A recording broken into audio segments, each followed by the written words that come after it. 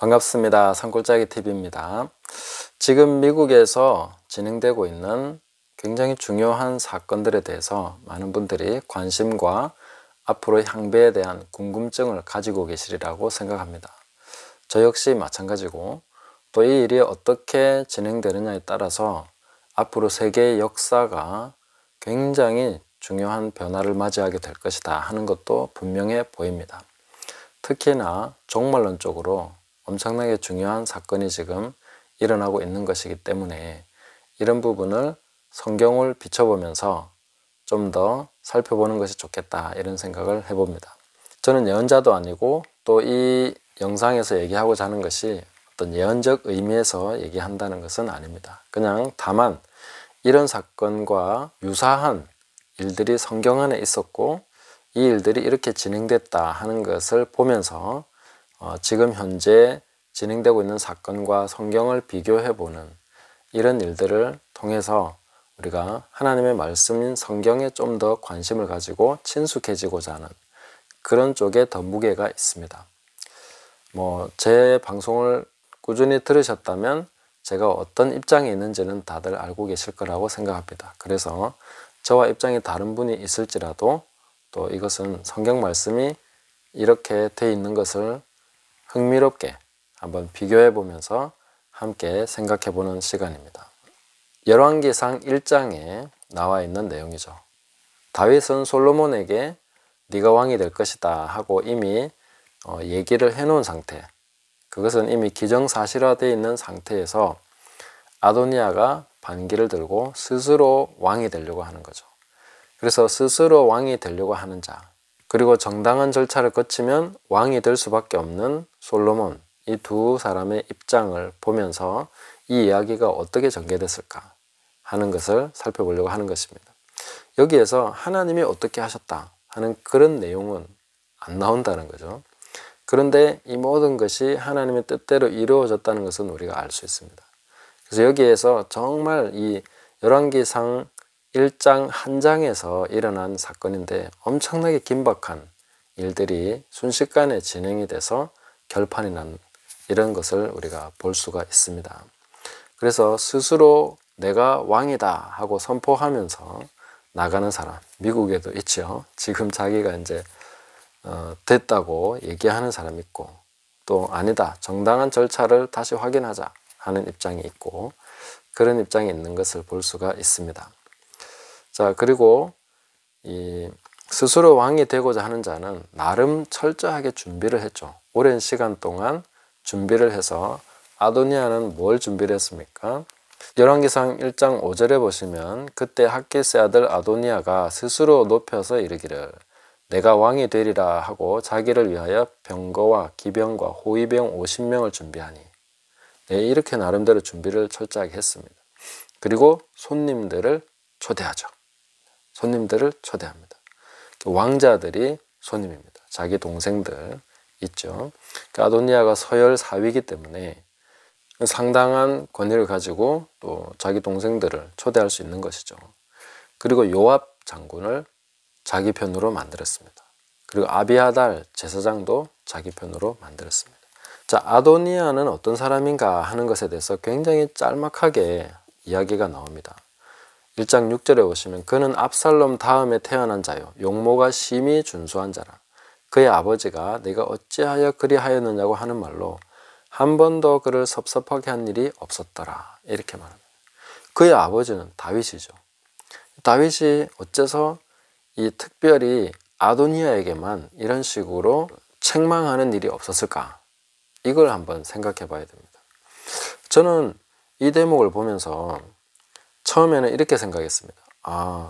다윗이 자식 교육을 잘못했구나. 왜 아도니아만 이렇게 특별히 이런 식으로 대했지?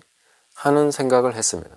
그리고 이 부분을 성경이 특별히 기록할 때 다윗의 잘못이라고 기록했을까 하는 그런 생각을 하면서 계속 봤었는데, 이번에 보면서는 다르게 생각을 하게 됐습니다. 뭐냐면은 이 아도니아라는 사람의 인격적 특성이 굉장히 교활하구나 하는 것을 생각하게 됩니다. 그러니까 겉과 속이 다르게 행동할 수 있는 사람인 거죠. 자기가 책망 듣지 않을 수 있도록 어려서부터 그런 식으로 어른을 대하면서 자기 자신의 처세와 이런 것에 굉장히 능했던 사람, 그런 성품을 가진 사람이구나, 이런 것을 생각을 하게 됐습니다. 그래서 마귀가 이 아도니아를 주목하게 된 거다, 이렇게 봅니다. 왜 이렇게 보느냐면은 압살롬이 다윗에게 반기를 든 것은 다윗이 밧세바를 범하고 그 죄 때문에 원수가 하나님 앞에서 이 참소할 거리를 얻게 했고, 그렇기 때문에 일어난 일들이었습니다. 그러나 아도니아는 다릅니다. 아도니아는 이 다윗의 언약, 하나님께서 네 자손, 네 자식을 통해서 이 언약을 이루게 하겠다 하신 그 언약이 솔로몬에게 있습니다. 그 솔로몬을 통해서 성전이 지어져야 되는데 이 부분을 막기 위해서 마귀가 고르고 골라서 기르고 준비시켜서 세운 사람이 바로 아도니아다, 이렇게 볼 수 있는 것이죠. 그래서 솔로몬을 대적하기 위해서 하나님의 언약이 세워지고 성전이 건축되는 것을 막기 위해서 아도니아가 준비됐다. 마귀 입장에서는 그렇게 준비시킨 사람이 바로 아도니아다. 그 아도니아의 성격은 어려서부터 굉장히 교활했다 하는 것을 볼 수가 있습니다. 이 하나님의 지으신 들짐승 중에 뱀이 가장 간교하더라, 이렇게 말씀하셨죠. 그 뱀에게 마귀가 들어간 거죠. 그렇게 할 수 있었던 것처럼 아도니아 역시 바로 이런 시점에 그 간교한 성격 때문에 그 인격이 이 마귀의 쓰임 받기에 아주 적합한 사람이었다, 이렇게 볼 수 있는 것이고, 아도니아가 초대한 사람들을 보면 요압 역시 지멋대로 하는 사람이죠. 이 아도니아와 영이 아주 잘 통하는, 거의 흡사한 그런 사람이다, 이렇게 볼 수 있고, 아비아달 같은 경우는 사연이 있죠. 사울이 노업의 제사장들 85명을 죽일 때 그 제사장 자손이 한 사람 남았는데 그 사람이 바로 아비아달입니다. 근데 그 사건의 원인 제공은 다윗이 했기 때문에 이 해석의 여하에 따라서 사울이 잘못한 것이긴 하지만 다윗이 거기 와서 골리앗의 칼을 아히도백에서 받아가고 떡도 먹고 이렇게 해서 도움을 받았기 때문에 이 사울의 진노를 사서 죽게 된 거지 않습니까? 그리고 자기 조상들의 죽음에 대해서 다윗도 일말의 원인 제공을 했기 때문에 일종의 불씨가 있었던 것이죠. 그런 것을 확 짚어서 마귀가 또한 이 아비아달을 유혹했다, 이렇게 볼 수가 있겠습니다. 그러니까 이것은 사탄의 진영이다. 하나님의 성전이 건축되는 것을 막기 위한 사탄의 진영이 형성이 되는 것이고, 그렇게 해서 아도니아라는 인물이 전면에 내세워져서 이 일이 진행됐다 하는 것을 볼 수가 있습니다. 그리고 이 일을 진행한 그 장소가 있습니다. 그게 이름이 참 어려운데 그 장소가 에느로겔입니다. 에느로겔과 기혼셈, 이 솔로몬은 이제 기혼셈에서 기름 부음을 받고 왕으로 선포가 되는데 스스로 왕이 되고자 한 아도니아는 에느로겔입니다. 그 두 개의 특징은 다 셈입니다. 예루살렘이 굉장히 중요한 식수원으로 삼는 그 샘물이 있는 곳입니다. 거기에서 아도니아는 스스로 왕 선포하고 또 솔로몬은 다윗에 의해서 왕으로 정식으로 선포가 되는 것이죠. 그래서 에느로겔은 지도를 살펴보면 상당히 좀 남쪽에 있습니다. 중심부에서 떨어진 곳이죠. 그래서 반역을 꾀하기는 해야 되는데 중심부에 가까운 기혼셈에서는 할 수가 없으니까 너무 가까운 거죠. 다윗성에서 너무 가까우니까 안 되고, 똑같은 식수원이지만 상당히 떨어진 외곽에서 이런 역모를 꾀하게 되는 것이죠. 근데 사실 역모라고 하지만 아도니아도 왕자이기 때문에 엄밀하게 말하면 자기도 정당성을 가지고 있는 거죠. 네, 그런 면이 있기 때문에 솔로몬이 왕으로 선포되기 전까지는 역모가 아닙니다. 자기도 정당한 왕자니까 그렇게 할 수 있다는 거죠. 그러나 솔로몬이 왕으로 선포됐을 때 그때부터는 이제 반역자가 되는 것이죠. 이렇게 이제 일이 진행된다 하는 것을 볼 수가 있습니다. 그리고 엔로겔은 흰놈의 아들 골짜기 근처에 있습니다. 그 흰놈의 아들 골짜기는 어디냐면은 결국은 나중에 이게 바로 게헨나, 음부, 지옥이라는 그 말의 그 어원이 되는 그 장소입니다. 굉장히 가까운 곳이죠. 이렇게 볼 수가 있습니다. 그리고 이 엔로겔은 공교롭게도 압살롬이 결정적으로 패하는 소식을 전해준 그런 전략을 성공시키는 결정적인 장소가 됐던 곳이 바로 엔로겔입니다. 역사적으로 그런 일들이 이제 진행이 됐었다 하는 것을 우리가 확인해 볼 수 있고요. 이 솔로몬이 일이 진행되는 것을 보면은 솔로몬의 입장에서는 자기가 약속을 받았기 때문에 정당한 절차를 기다리면 때가 되면 왕이 되는 것입니다. 그런데 이런 반역이 일어났을 때에 아도니아가 스스로 왕이 되겠다고 선포를 하고 나왔기 때문에 일이 굉장히 급하게 진행이 됩니다. 이 소식이 전해져서 선지자가 제일 먼저 이 소식을 알게 되죠. 여기서 이제 선지자니까 뭐 하나님께 기도하고 막 이렇게 할 거라고 생각했지만 나단은 하나님께 기도하는 사람이 맞지만 굉장히 전략적인 사람이었다 하는 것을 볼 수 있습니다. 12절에 보시면 이제 내게 당신의 생명과 당신의 아들 솔로몬의 생명을 구할 계책을 말하도록 허락하소서. 이미 하나님 주신 지혜가 있는 거죠. 그 계책을 말을 하는 것입니다. 그렇게 해서 이 밧세바와 정확하게 그 전략적으로 움직여서 이 일이 성사되도록 그렇게 만들어가는 것이죠. 그런데 만약에 이 일이 실패하게 되면 어떻게 되는 것입니까? 21절에 보면 그렇지 아니하면 내 주 왕께서 그의 조상들과 함께 잘 때에 나와 내 아들 솔로몬은 죄인이 되리이다. 하나님의 약속을 받은 사람들이 만약에 이 일이 잘못되면 완전히 죄인으로 뒤집어쓰고 멸족당하게 되는, 멸망당하게 되는 이런 굉장히 중차대한 하나님의 언약이 완전히 그냥 무산돼 버릴 것 같은 이런 아주 위중한 상황이 도래했다 하는 것을 얘기해 주고 있습니다. 그리고 굉장히 철저하게 준비한 아도니아이기 때문에 웬만해서는 꺾을 수 없을 것 같은 기세를 가지고 자기 스스로 왕이 됐다고 말을 하고 있는 것이죠. 자, 이 상황에서 일이 어떻게 진행됐나 하는 것을 보면 굉장히 단시간 안에, 빠른 시간 안에 역전된 것을 볼 수 있습니다. 아도니아는 오랫동안 준비해서 그런 조직을 갖추고 손님을 초대하고 잔치를 벌이고 양을 잡고 소를 잡고 막 이런 식으로 했지만 이 솔로몬의 진영을 보면 완전히 급조가 됩니다. 순식간에 급조가 되는 거죠.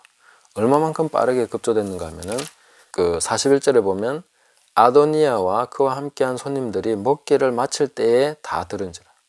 그러니까 잔치를 열어서 소 잡고 양 잡고 음식을 배불리 딱 먹는 그 시간, 잔치가 끝나는 시점, 그 기간 동안에 일이 다 준비되고 모든 것이 갖추어져서 왕이 선포가 되는 이런 사건이 일어났다는 거죠. 얼마나 드라마틱한 일인지 모릅니다. 그리고 이 시간에 동원된 사람들은 어떤 사람들입니까? 아도니아의 진영에 참여하지 않았던 사람들이죠. 8절에 보시면 제사장 사독, 여호야다의 아들 브나야와 선지자 나단, 시므이, 레이, 다윗의 용사들 이런 사람들은 아도니아와 같이 하지 아니했다 이렇게 말하고 있습니다. 아도니아와 같이 하지 않는 사람들, 이 사람들은 하나님 나라에 충성된 사람들이죠. 이런 애국 세력입니다. 애국 세력으로 규정 지을 수 있습니다. 그리고 어떤 왕족들 기득권 잔치에 초대받은 그런 기득권 세력이 아니라 뭔가 이득이 있어가지고 먹을 것이 있어 온 사람들이 아니라 그냥 평범한 백성들입니다. 백성들과 그 하나님의 언약에 충실한 사람들, 이 사람들이 솔로몬 편에 서서 일을 진행해 나가는 것입니다. 자, 그런데 거기에서 우리가 터미네이터가 등장하는 걸 볼 수 있습니다. 완전 해결사가 등장하는데 그 사람이 바로 브나야. 브나야는 군대 장관이죠. 군대를 이끄는 사람입니다. 이 브나야라는 사람이 얼마나 용맹스럽고 대단한 사람인가 하는 것은 세 가지 굉장히 용맹스러운 일을 했다라고 얘기합니다. 그 모압 아리엘의 두 아들, 그 왕자니까 굉장히 그 용사로서 준비된 두 아들을 죽였다 이렇게 돼 있고 그 사자를 함정에 내려가서 죽였다 했는데 함정에 빠진 사자가 얼마나 사납겠습니까? 완전히 막 광분해 있는 그 사자를 내려가서 때려 죽인 것이죠. 그리고 애굽의 거인을 죽였는데 어떤 방식으로 죽였습니까? 자기는 막대기를 들고 상대방은 어마어마한 창을 들고 덤비는데 그 막대기를 가지고 가서 그 창을 뺏어서 그 사람 창으로 그 상대방을 죽이는 굉장한 실력과 배짱이 있는 그런 사람인 것이죠. 이런 군사로서의 그런 세력을 가지고 이제 솔로몬이 모든 것을 정리하게 됩니다. 순식간에 정리하게 되는데 이 솔로몬이 기름 부음 받는 곳은 바로 기혼샘입니다. 기혼샘도 역시 예루살렘에 식수를 공급하는 굉장히 중요한 샘물인데 250년쯤 지나서 히스기야가 사네립의 침공을 대비해서 이 기혼샘을 바깥으로 흘러가지 않고 안으로 흘려보내기 위해서 터널을 팝니다. 기록에 의하면 이제 양쪽에서부터 파고 들어와서 중간에서 만났다 이렇게 얘기했는데 그게 얼마나 정교하게 하나님이 형통하게 해주셨는가 15cm 정도밖에 차이가 나지 않았다 이렇게 얘기합니다. 그래서 이제 양쪽에서 이렇게 만나서 중간에 개통되는 이런 그 터널이 된 거죠. 이 터널로서 이어진 곳이 바로 실로암 연못입니다. 그러니까 이게 영적으로 상당히 중요한 흐름을 갖고 있다는 것을 볼 수 있겠죠. 보내심을 받은 자, 그 실로암 못이 바로 이 기혼샘에서 시작된 물이 흘러서 모인 곳이 바로 그곳입니다. 그리고 다윗이 예루살렘 성을 얻을 때 이 바로 이 기혼샘을 통해서 올라가서 거기서 이제 예루살렘 성을 취하게 되는 그런 작전 포인트가 됐던 곳이다. 이렇게도 볼 수 있습니다. 자, 그럼 이 일의 결론은 어떻게 진행됐을까요? 솔로몬이 왕으로 딱 선포되니까 잔치를 벌이고 있던 사람들이 화들짝 놀랐습니다. 이게 무슨 소리냐 도대체. 좋은 소식을 들으려고 생각했는데 와 이제 모든 걸 다 장악했으니까 이제 언론을 통해서 좋은 소식이 들릴 걸 기대했겠죠. 근데 어떻게 됐습니까? 솔로몬이 왕이 됐답니다. 이런 소식을 듣게 되는 거죠. 그 순간에 이제 모든 것이 판단이 서죠. 큰일 났구나. 혼비백산에서 다 도망가 버립니다. 어차피 손님이니까. 먹을 것이 있어 온 사람들이었으니까. 그러니까 뭐 이제 이 상황에서 목숨 걸고 뭔가 자리를 지킬 사람은 아무도 없는 거죠. 다 도망가 버린 것입니다. 그리고 아도니아도 막 덜덜덜 떨면서 이제 자기가 죽지 않도록 그렇게 얘기를 하는 것이죠. 그러니까 뭔가 제대로 딱 세워졌을 때 보니까 뭐 모든 것이 그냥 혼비백산 순식간에 정리가 되는 이런 일이 일어난 것입니다. 그리고 제일 마지막 부분에서 어떻게 됩니까? 참 재밌는 말이 등장합니다. 35절에 보면 솔로몬이 이르되 내 집으로 가라. Go home. 집에 가. 이렇게 말하고 끝나게 되는 것입니다. 집에 가. 집에 갈 사람 집에 가야죠. 백악관 들어갈 사람 백악관 들어가고 이렇게 이제 정리가 됐다 하는 것을 볼 수가 있습니다.